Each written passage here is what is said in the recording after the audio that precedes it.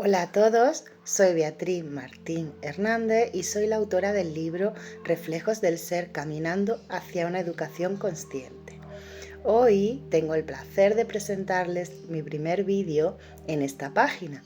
Muchos de vosotros ya me conocéis por las publicaciones que he ido haciendo y por los textos que he compartido, pero esta vez me gustaría salir un poquito de mi zona de confort y probar a publicar, dándole al contenido, a publicar de forma directa y saliendo yo en el vídeo y dándole al contenido un toque y un tono un poquito más personal. Vamos a explicar brevemente, porque es algo muy importante, ya sea para entender, por ejemplo, las 5 heridas de las que habla Lisa Bourbeau en su libro, Las 5 heridas emocionales, y también las heridas emocionales en el eneagrama están muy conectados entre sí y es lo que va marcando progresivamente el desarrollo de la personalidad. Entonces, lo primero que vamos a ver es qué son estas heridas emocionales, cómo se van desarrollando a lo largo de la infancia y cómo nos marcan progresivamente en nuestra vida adulta. Antes de todo, ¿qué son estas heridas emocionales? Las heridas emocionales son experiencias o sentimientos muy profundos de dolor que vivimos generalmente en nuestra infancia y que van dejando una huella muy profunda en nuestra personalidad y en nuestra forma de relacionarnos con nosotros mismos, con los demás y con el mundo. Estas heridas suelen originarse en las interacciones con las figuras que nos cuidan en los primeros años, que principalmente van a ser nuestros padres, pero pueden ser otros cuidadores, otras figuras de referencia, etc. Y estas heridas van a marcar de una manera muy importante nuestra forma de ver y percibir el mundo. Las experiencias que las originan no tienen por qué ser experiencias muy extremas y muy traumáticas, que en algunos casos lamentablemente es así. Pero en la mayoría de los casos son interacciones que como niños, debido a nuestra interpretación subjetiva de los hechos, nos marcan profundamente. Nuestros padres, quienes también actúan, educan y se comportan desde sus propias heridas, vivencias y experiencias, quiero dejar claro que hicieron lo mejor que pudieron en base a sus propias circunstancias. La forma en la que esto nos impacta, la forma en que nos impacta lo que vivimos no depende solo de las acciones o de los hechos o de las palabras que pudieron decir nuestros padres, sino también de nuestra propia interpretación subjetiva como niños cuando éramos pequeños. Por ejemplo, lo que un niño puede interpretar como una sensación de abandono, otro niño o hermano lo puede interpretar de una forma completamente diferente ante el mismo hecho, la misma circunstancia. Esto nos va a llevar a dos tipos de interpretación. Una interpretación, como hemos ido comentando, un poquito más subjetiva, que es la forma en la que el niño percibe lo que sucede a su alrededor, lo percibe y cómo lo interpreta, no solo cómo lo percibe. Un niño puede interpretar un simple comentario o un gesto de sus padres como un rechazo o como una señal de que algo en él está mal. Por ejemplo, un niño puede interpretar la falta de tiempo de sus padres como una señal de abandono, aunque los padres estén ocupados trabajando para proveerle lo necesario. Por otro lado, podríamos hablar de una interpretación un poco más objetiva, que se refiere a hechos que pueden ser en sí mismos dañinos o muy traumáticos, como puede ser el maltrato físico, el abuso y el maltrato emocional o psicológico. En estos casos, independientemente de cómo el niño lo interprete, el hecho en sí mismo es objetivamente dañino y crea unas heridas muy profundas. ¿Cómo afectan estas heridas emocionales a nuestras relaciones? Las heridas emocionales moldean nuestra forma de ver y percibir el mundo y por tanto también afectan a cómo nos relacionamos con los demás. Cuando estas heridas no se sanan, buscamos protegernos del dolor repitiendo patrones de conducta inconscientes para evitar revivir estas experiencias. Esto puede llevar a comportarnos de una forma defensiva, controladora, dependiente o incluso excesivamente crítica en función de la herida que predomine o que se nos haya desarrollado más en cada uno de nosotros. Estas heridas van a afectar, por ejemplo, a las relaciones de adultos cuando tenemos relaciones de pareja. Si tenemos, por ejemplo, una herida de abandono, podemos tener mucho miedo a que nuestra pareja nos deje y volvernos muy dependientes de él o ella, necesitando constantemente atención y afecto.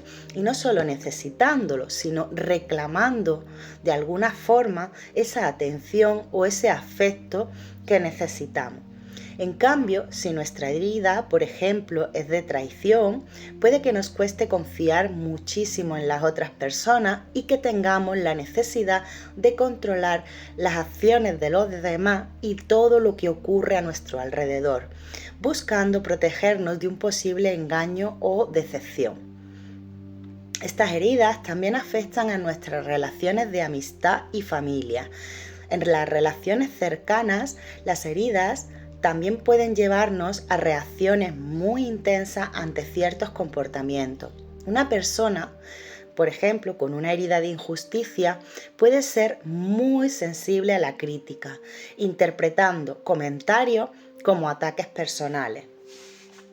Estas personas son muy autocríticas ya consigo mismas, es decir, las personas con una herida de injusticia tienden a ser, en la mayoría de los casos, personas muy perfeccionistas. ¿Y qué ocurre? Que se autoexigen y se autocritican, tienen un juez interno muy duro que les exige y les critica constantemente. ¿Qué ocurre? Que si encima las críticas vienen de fuera, ya no las sostienen. Es demasiado nivel de autoexigencia para la persona.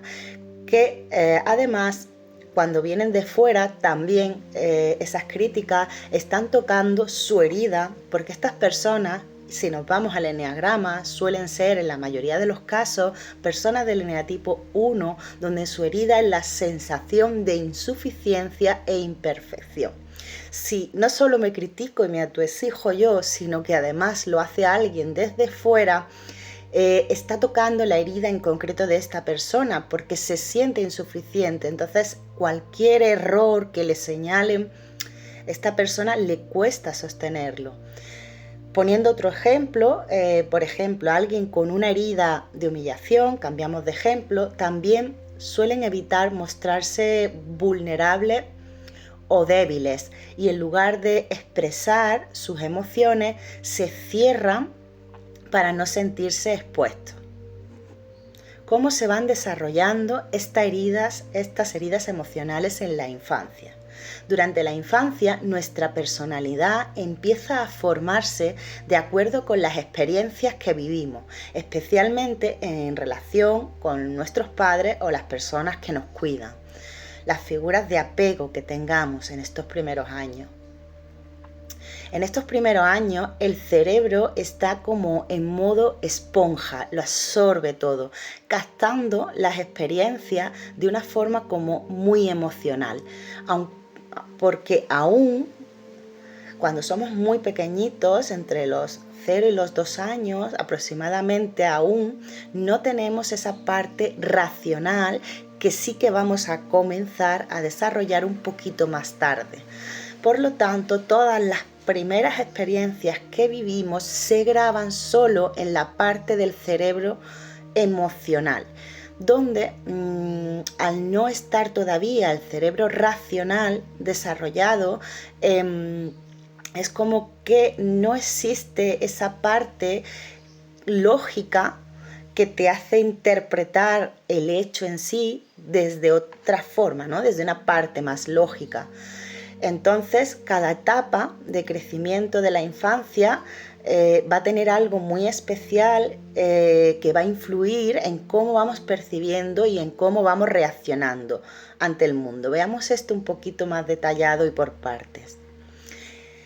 Entre los 0 y los 2 años es cuando se crea el vínculo del apego. Desde que nacemos hasta los 2 años aproximadamente, dependemos casi que al 100% de nuestros padres o cuidadores para nuestras necesidades más básicas, tanto las físicas como las emocionales. En esta etapa, lo ideal es que el cuidador o los padres respondan a esas necesidades, como atender el llanto del niño, darle cariño, abrazarlo, sonreírle. En resumen, darle una respuesta emocional de cercanía y afecto. Esto genera en el niño una base de confianza en el mundo y en los demás. Es como si a partir de ahí el niño pensara, vale, el mundo es un lugar seguro y yo me siento tranquilo en él. Pero, ¿qué pasa cuando no obtenemos esta respuesta de seguridad?